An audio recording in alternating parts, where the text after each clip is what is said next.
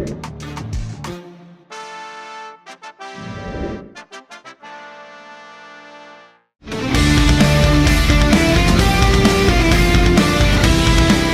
welcome sa No Plan Vlogs sa ating another episode na Unboxed series. So today, na-unbox natin itong signature series niya na basketball shoes ni Steph Curry. Ang tawag dito ay Steph Curry 10 Flow Bang Bang. Bang Bang kasi pag nakaka-shoot siya, bang bang daw yung tawag. Bali, ayun. I-breakdown natin yung mga tech specs niya, kung ano yung kasama sa packaging pagkabili niyo. And let's go. Bali, mag-start tayo sa box. Ayan. Yung, di ko alam kung standard. Kung ito yung mga standard na box ng mga sapatos ni Steph Curry. So, binili natin siya in men's size 11 US. Yun. So, nasa loob lang, ano lang, yung parang tissue lang. Yun. Sa specs naman, yung upper niya, gawa siya sa multi-directional upper mesh. So para siyang banig.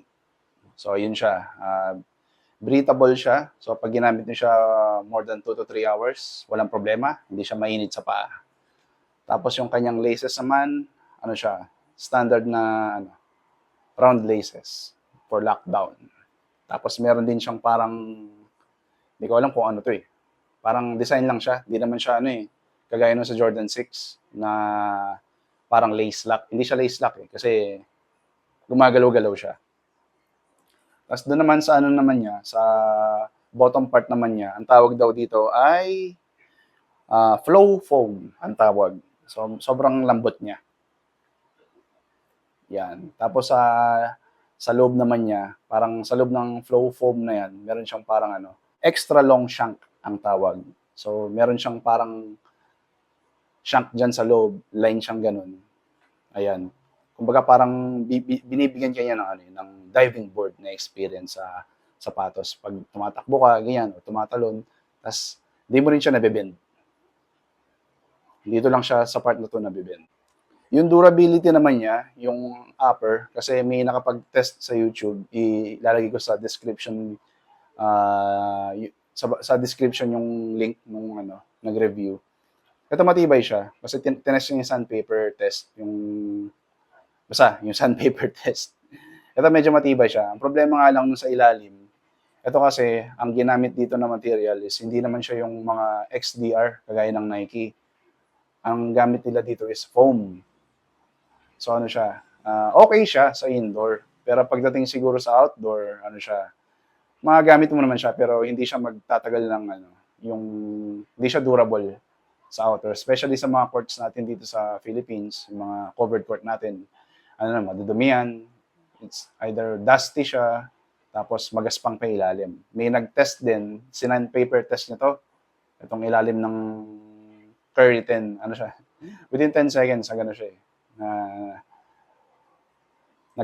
nabawasan agad yung ilalim niya. So, marirecommend ko na gamitin lang siya indoors. Kung mag-outdoor kayo, make sure na okay yung floor kung gusto nyo tumagal tong sapatos.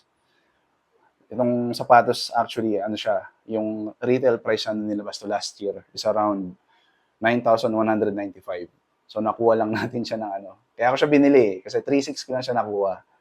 So, pwede ko na siyang gamitin regardless. Kumbaga, di ka nanghihinayang kahit saan mo siya gamitin kasi 3,600 mo siya nabili. Yun, kung sa mga nanonood, kung gusto malaman ko saan siya nabili, hanap kayo sa mga groups, sa mga Soul Slam groups, ganyan, sa mga basketball groups, shoes, hanap na lang kayo doon. Make sure na i-legit check nyo yung seller. Bali, yun, kung umabot kayo sa part ng video na to, sana mag-like and subscribe kayo sa channel, and I hope nagustuhan nyo itong video na to. Sana nakatulong sa inyo, and maraming salamat sa pag-support ng channel. See you again soon. Bye-bye. Hindi totoo yan. Bola lang yan. Ano ka nasisira, ulo? Oh, no!